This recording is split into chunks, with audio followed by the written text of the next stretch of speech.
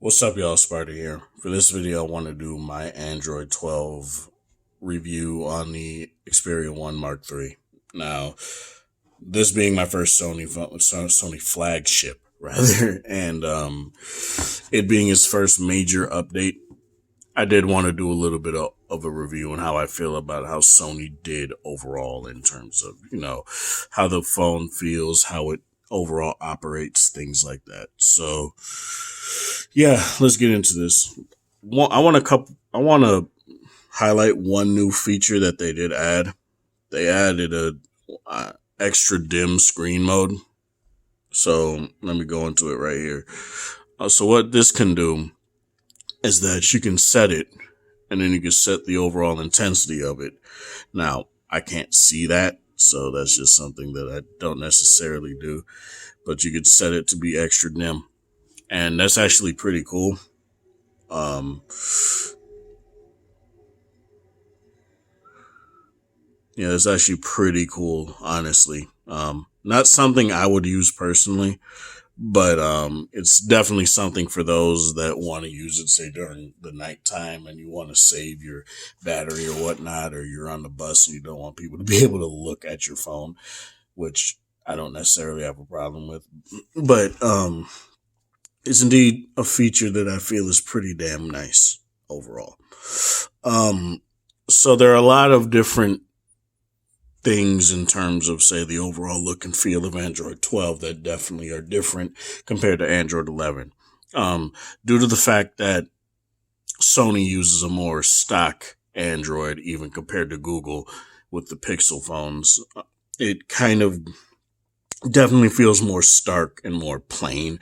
And I don't necessarily feel that's a bad thing. It's kind of the charm of the 1 Mark III, where everything is very stark and it feels plain, but the phone is very operable. It definitely has no sort of issues in terms of things being very smooth and quick on this phone. And I do honestly feel like Sony did a very good job here. Overall, I'd give this update an 8 out of 10, with the 2 points being knocked off mainly due to some bugs. But overall, I do feel like Sony did a very good job here. And I'll talk about that right here. So one bug that I ran into is there are some times, and it happens very rarely, where I try to pull down the notification shade and it just won't pull down. And the reason why you would want to pull down the notification shade is, one, if you want to get more options in terms of your shortcuts, and two, if you want to get to your brightness slider. So that's something that definitely does suck.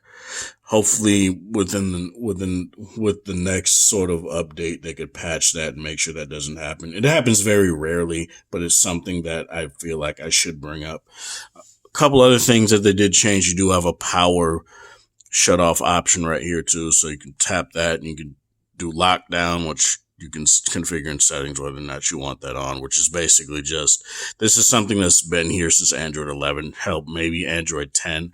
I think my V60 had it on Android 10, but you tap this and it'll completely lock the phone down. That way no one could use your fingerprint to get in the phone. They'll have to put in your passcode and stuff like that. So that's something you can indeed put up if you're around people you don't necessarily trust, I guess, or you just want that peace of mind, or, if someone robs you and you don't want them to be able to get in your phone or things like that. I wish there were more things in lockdown that you can do, is not be able to not have any sort of access to be able to reset the phone, or be able to get into the Android menus and fully reset the phone. Those are things that I wish that the lockdown feature would also include. Maybe they do and I just don't know, but that's just something that I do wish. You could also access your multiple users right here. You hit that and you get your multiple users if your phone allows you to do that. And then you have your edit button, which gives you a whole bunch more in terms of, say, your quick toggle buttons. So that's nice. One thing that I don't necessarily like, I don't like that this screen is just gray. I did kind of like it when it was either a dimmer version or a less in focus version of your wallpaper or your home screen. I did honestly prefer that, but it's not that big of a deal. It's something that I just wish I just wish it was different. It's an aesthetic thing. I don't necessarily care, but it's something I felt like bringing up. Um, Other things. The only other bug that I ran into aside from that is that there's some times where the phone will just freeze up. Sometimes, like it's happened maybe twice throughout these last 5 days that I've had this update. So don't take this as something that I would say is like a gigantic thing that happens every single day, but it's happened a couple of times, and sometimes it has, sometimes it just doesn't happen. Sometimes it's just not a thing at all.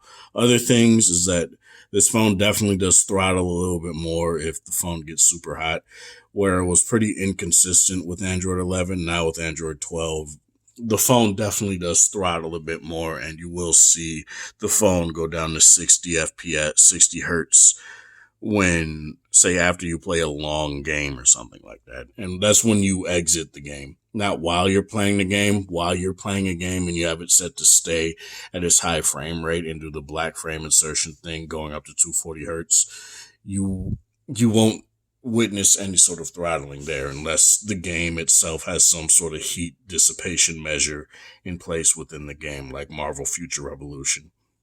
Well, you can set it to do that or not. But yeah, overall, that's just something that happens here. HS power control works just as good as it did. Really no issues there. I still do wish that you were able to put the Cinematography Pro app into the game launcher so that you can utilize HS Power Control, or at least have it as a setting in Cinematography Pro. That's something that I do wish they would do. That way you don't have to put it in there.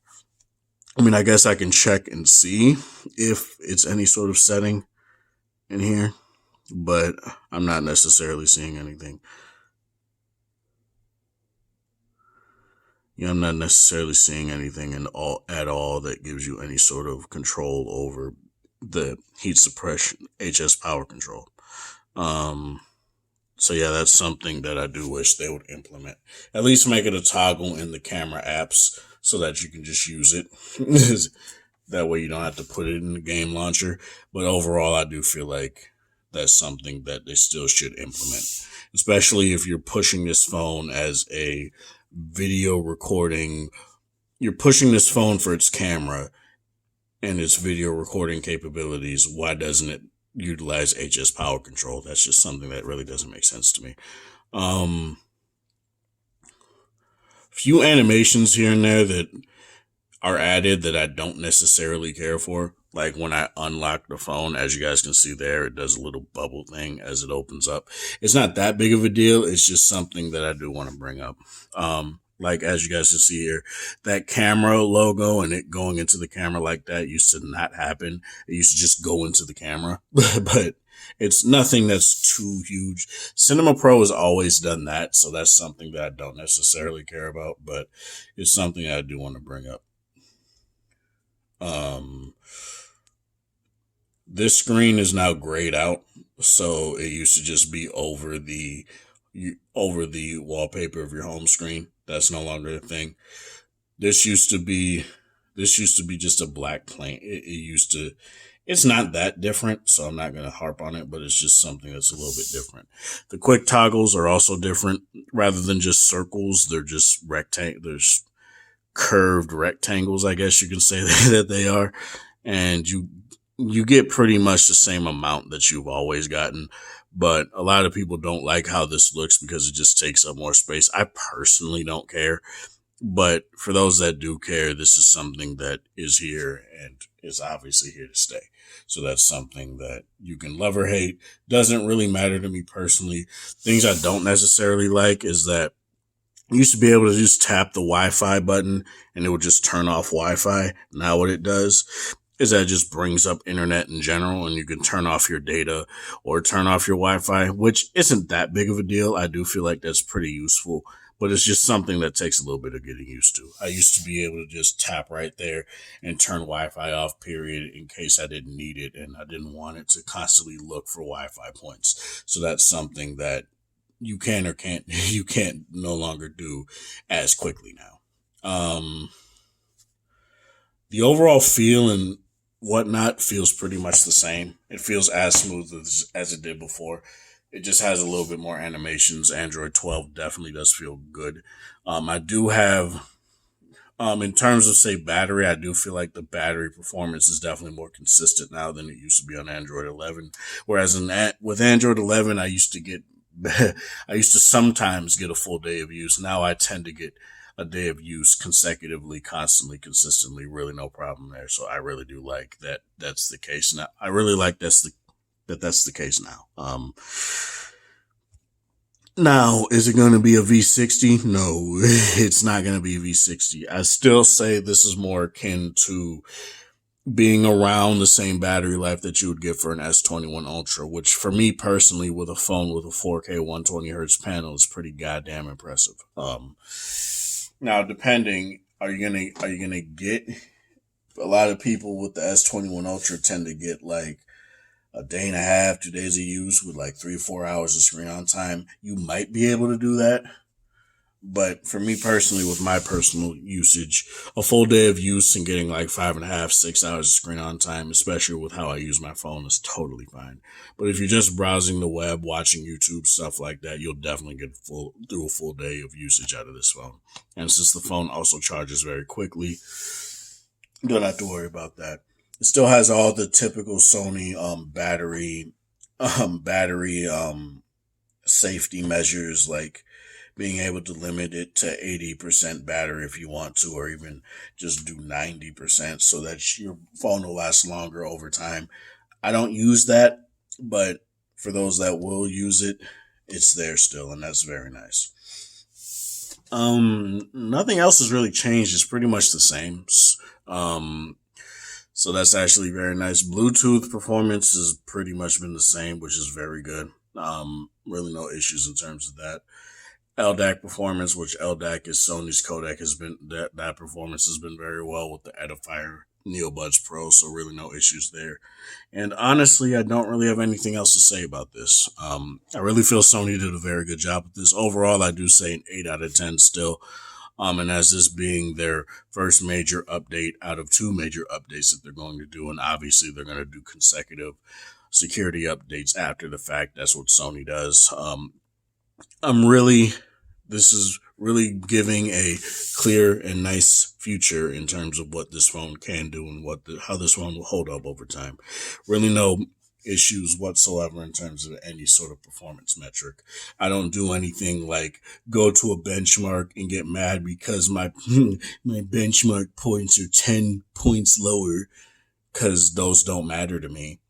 The phone is pretty much performs the same in day-to-day usage, so really no issue there whatsoever. The only times that there may be hiccups is if an app is not optimized for Android 12 yet. So obviously keep that in mind. But that's all I really gotta say for this. This is Sparta. Thank you guys for watching. Thanks for the support. Let me know in the comment section below if you have Android 12 on any of your devices, or even the Xperia 1 Mark III. Like the video if you like it.